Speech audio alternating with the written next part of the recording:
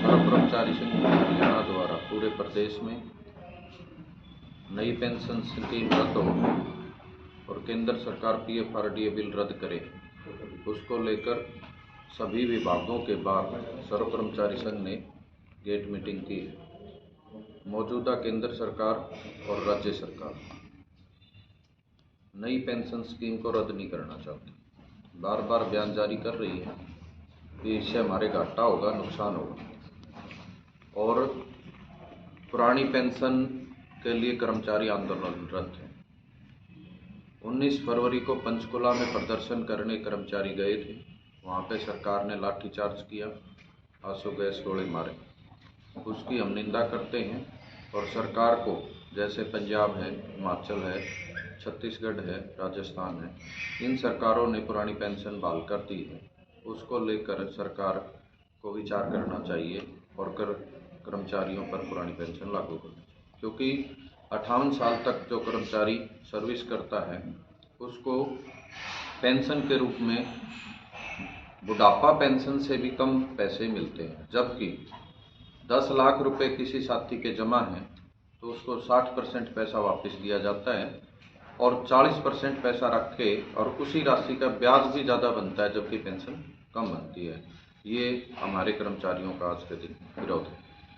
इसके अलावा सरकार के जो पॉलिसीज हैं, रेगुलाइजेशन पॉलिसी है, सरकार ने कच्चे कर्मचारी को पक्का ना करना पड़े, इसलिए हरियाणा रोजगार कौशल निगम बनाया है और उस कौशल निगम बनाने के बाद उसमें काफ़ी टर्म एंड कंडीशन है कि कोई कर्मचारी पक्का नहीं हो सकता और EPF और ESI के दायरे से भी वो कर्मचारी बाहर हो चुके हैं और मेडिकल की जो सुविधा उनको मिलनी चाहिए वो बंद हो चुकी है।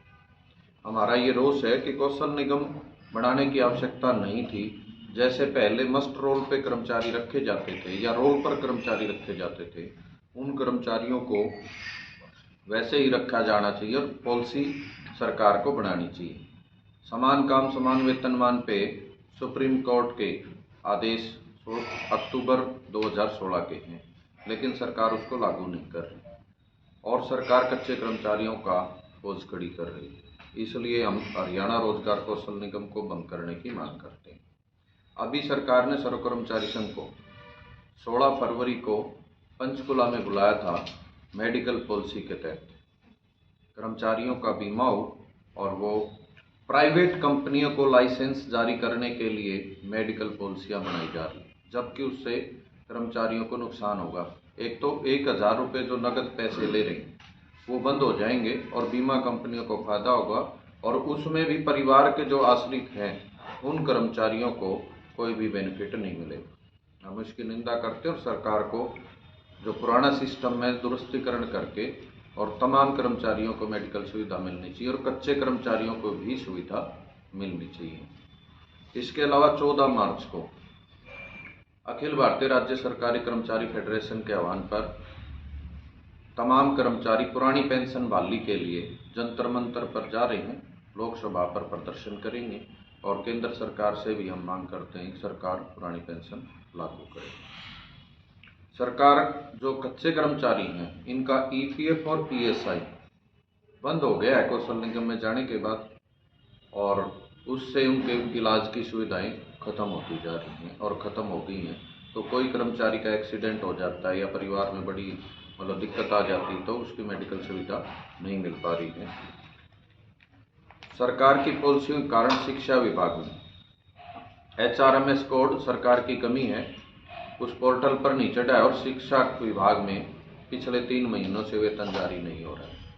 इसकी भी हम सरकार के जो पोर्टल पे नए नए सिस्टम लेके आ रही है उसकी निंदा करते हैं और सरकार को जल्द इस महंगाई के दौर में जल्द से जल्द सरकार को अपनी पॉलिसियां में बदलाव कर वेतन जारी करना चाहिए।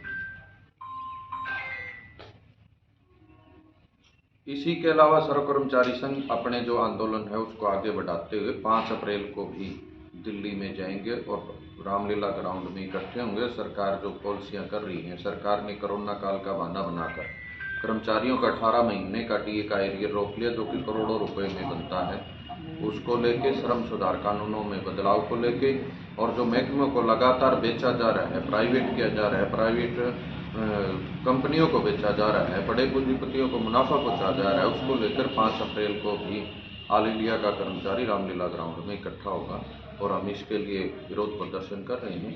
तो आज आप सभी को हमने यहाँ पे आमंत्रित किया है।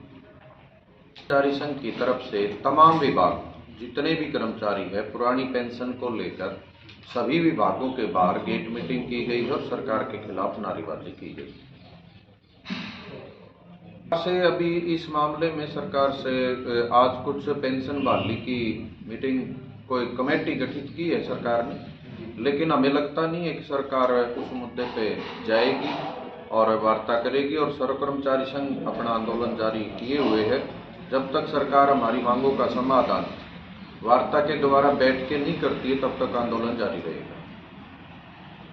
चंडीगढ़ के अंदर जो हमारा प्रोग्राम था वो पेंशन बहाली संघर्ष समिति का था, उसमें सभी संगठन इकट्ठे थे और सर्व कर्मचारी संघ अब अपने आंदोलन को अभी हम जिला की कन्वेंशन करेंगे, उसके बाद स्टेट की कन्वेंशन है और उसके बाद जो हमने 2 प्रोग्राम आपको बताए 14 मार्च का और 5 अप्रैल का, उसके बाद जो राज्य स्तरीय जो मीटिंग होगी उसको लेके हम फील्ड में उतरेंगे। और ये जो 2023 का साल है ये संघर्ष का साल रहेगा, आंदोलन का साल रहेगा। सरकार पे दबाव बनाने का हम काम करेंगे और जो अपनी डिमांड से उनको मनवाने का काम करेंगे। ज़्यादा सही नहीं लग रहा है। जैसे हमारी माननीय वित्त मंत्री निर्मला सीतारमण जो बयान जारी कर रहे हैं कि एनपीएस का पैसा बड़े पूंजीपतियों के हाथ में दिया जा चुका है और वो पैसा वापस लेना नहीं चाहते। अगर वो पैसा वहाँ से निकाल दिया जाए तो शेयर बाजार धड़ाम से जाता है। वो पैसा सारा का सारा इकट्ठा होकर कर्मचारियों के पैसे से तनख्वाह से काट के वहाँ जमा करा रखा है, वो पूंजीपतियों को बड़े हाथ में दे रखा है। इसलिए सरकार उस पर है ना सोचना भी नहीं चाहती है, क्योंकि राजस्थान सरकार के जो एम्प्लॉय थे उन्होंने पैसा अपना वापस मांगा तो 39,000 करोड़ रुपए पैसा बनता है और एनपीएस का पैसा हम निकलवा भी नहीं सकते, ऐसे प्रावधान है उसके अंदर। इसलिए हमारा रोष है कि हमारा पैसा हमारे पैसे से सरकार भी चल रही है और सरकार उसको वापस नहीं देना चाहती, इसलिए एनपीएस में खामी है। पैसा आपको जरूरत है, बेटी की शादी करनी है, मेडिकल है, बच्चे पढ़ाने, आप तुरंत प्रभाव से फार्म भर के निकलवा सकते हैं।